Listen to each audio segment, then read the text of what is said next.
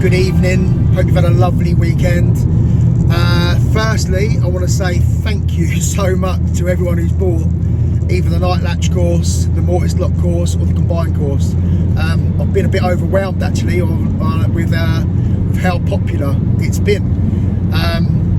And so I was thinking about doing a timber door and frame making good, which was another one-day course that I used to run until obviously like face-to-face, one-to-one, until I'm going to be losing the training room. So I've spoke to a few guys now and they all think that would be probably even more popular because it's things that us as locksmiths come across day in, day out.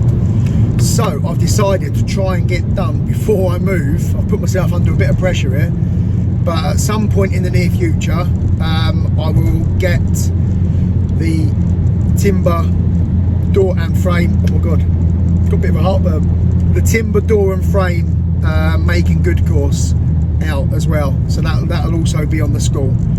I won't have time to do the other one, which was going to be like a combination lock with a smart Yale lock, a couple of other locks, gate lock and all that sort of thing. That was going to be a separate course as well, but I'm not going to get time to do that before I have to move. So, but the timber making good, timber door and frame making good course, I've committed to myself to getting that done before I move. Might not be ready for, I mean, I've got to move in August, so I'll let you know when it's ready, basically. But like I say, thank you again to everyone that's bought the course, or one of the courses. Yeah, overwhelming, really overwhelming, and I'm getting some fantastic feedback as well, which is, you know, always lovely to hear. It's been a busy one, and you'll see in a minute. Again, this is going to be another mashup video because people tend to like it. So yeah, it's been another busy week. So let's crack on with the video, and I'll see you at the end. Some of you subscribers might remember Arthur from another job. Look at the size of this beast. Hello, my boy. Beautiful. Yeah, I'm down my friend Laurie's house. We're just changing this handle because I think it was actually the dog that broke it. Was it you? Is it you, Arthur? Is it? Good boy. Look at the size of his head. Huge. First job of the day, I've got to decode that key safe. See it? No, not gonna I. Got to lay down on the floor, decode that. Oh, there we go. That was a job and a half down there, not gonna lie to you. Did not enjoy that. Right, we are back at Brighton Caravan Club. There's a problem with this lock. It's only a cleaning cupboard. Apparently they're putting the key in and it's just spinning and spinning and spinning. Trouble is, they give me this bunch of keys and couldn't tell me which one it is. So yeah, we're gonna have to try and ID the lock first and then try and match up a key for it, I think. And then what you can normally do with these is put the key in, turn it so that all the levers are at the right height, and then we'll drag the bolt back. But we need to find the right key first out of this little bunch. I think it's this key because it's just spinning now, so.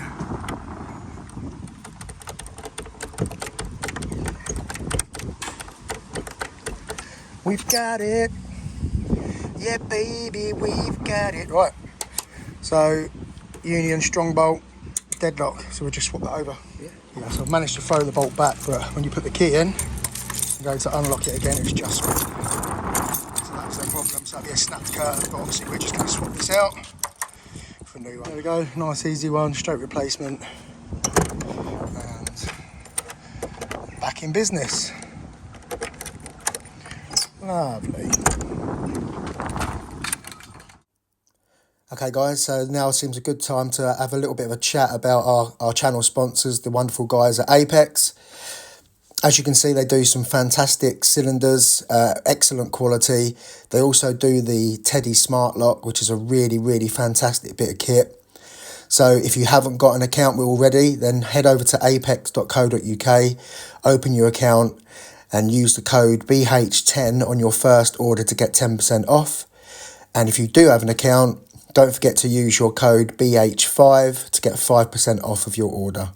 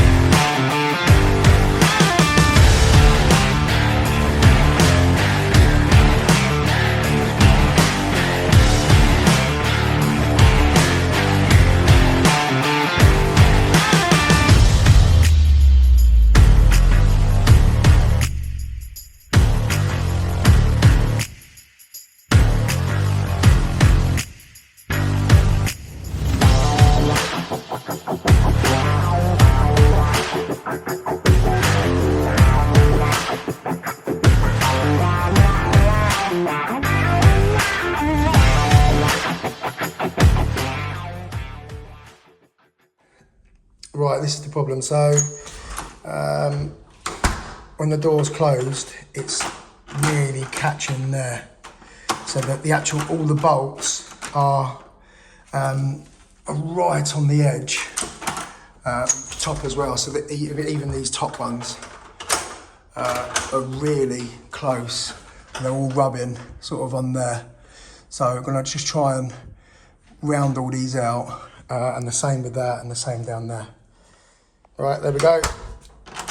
That's locking nice, and just try it from this side. That one there. There we go. That's all working now. So basically, we had to take out a bit out of every hole there, the top of that one, and every hole down there as well. If there was a fire in your flat, get out. Oh, that's a good idea. So what we're doing here, guys, we are planing this door down. It's very, very tight down there. So what we're going to do, we're changing these hinges as well. So we're just plane off this back edge all the way down to give it a bit more gap, and then the new hinges we'll just chop back in, and that should be lovely jubbly. Oh yeah, it's very tight. Jubbly, lovely, eh?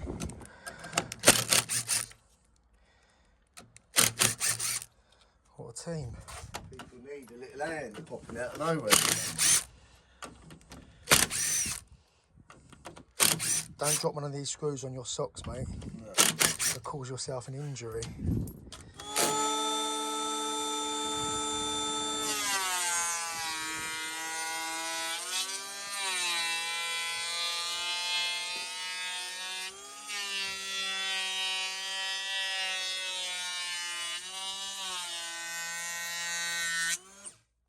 Got my human door stand.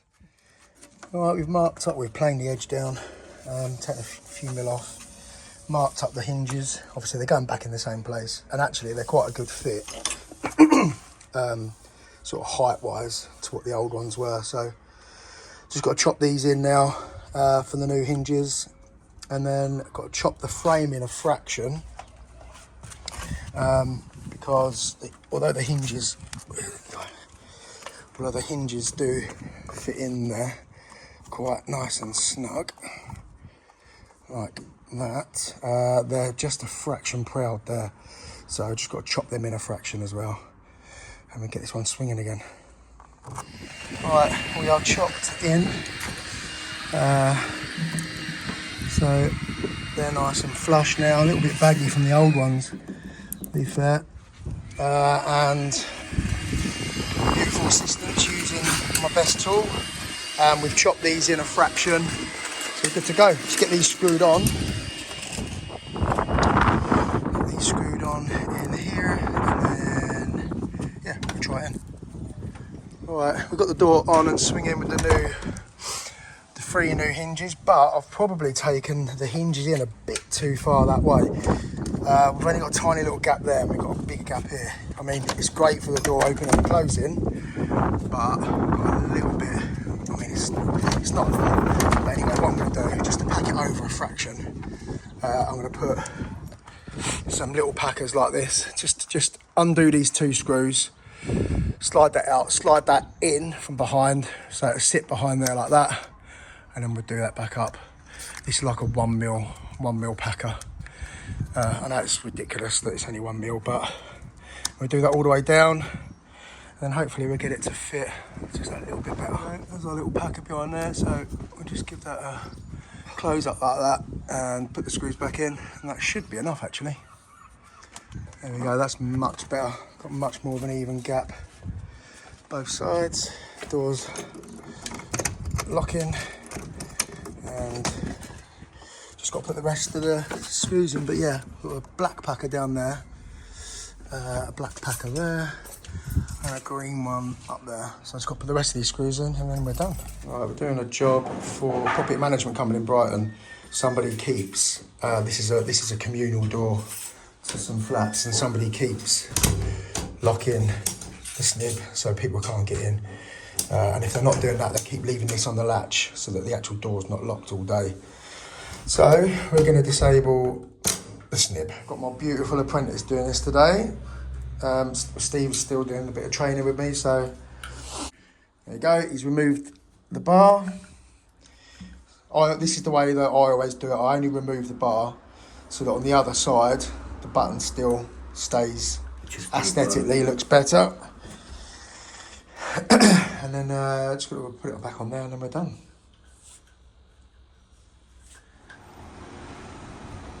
Nightlatch going back on, and then we can give it a test.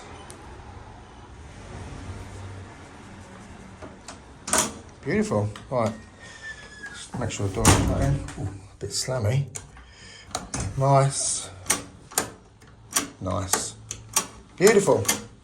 Right, we're doing a gearbox change on this fur mechanism. It's not failed, it's not broke, but it's got very lazy, and there's a crunching happening. So before it actually fails, we're changing the gearbox now to this new one over there. Literally, don't know if I'm gonna be able to do this one-handed. Might need my glamorous assistant. That can go there, mate. This side.